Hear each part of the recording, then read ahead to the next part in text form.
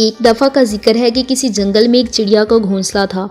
اسی جنگل میں ایک تتلی بھی رہتی تھی۔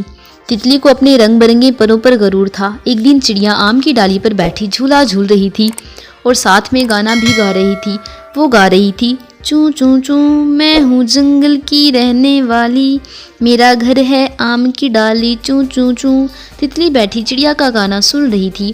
وہ بولی، ارے چڑیا، بس آواز ہی آواز ہے تمہاری، مجھے دیکھو کتنی اچھی شکل ہے میری، کہاں میرے نیلے اور سنہرے پر اور کہاں تمہاری بھوری رنگت۔ چڑیا بولی، مجھے اللہ تعالیٰ نے جیسا بنایا ہے اللہ کا شکر ہے۔ درخت کے نیچے ایک بلی بھی تھی، ان کی باتیں سن کر اس کے کان کھڑے ہو گئے۔ چڑیا نے بلی سے کہا کہ میری آواز زیادہ خوبصورت ہے یا تتلی کی شکل؟ بلی نے کہا، مجھے بوڑھی کو نہ تو تتلی کی شکل نظر آتی ہے اور نہ ہی تمہاری آواز سنائی دیتی ہے۔ تم میرے پاس آ کر بیٹھ، شاید قریب سے آواز سنائی اور شکل دکھائی دی۔ درخت کی ڈال پر طوطا بیٹھا ہوا تھا، وہ یہ باتیں سن کر بہت ہنسا اور بولا، ارے بھی چڑیا، بلی کو نہ تمہاری آواز اچھی لگتی ہے اور نہ ہی تتلی کی شکل اچھی لگتی ہے۔ ایک کوا زمین پر کچھ چگ رہا تھا، وہ بولا، بلی کو تو تمہاری ایک چیز پسند ہے۔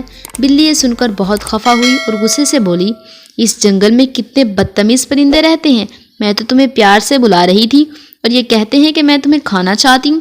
یہ سن کر طوطا اور کوا بہت ہنسے۔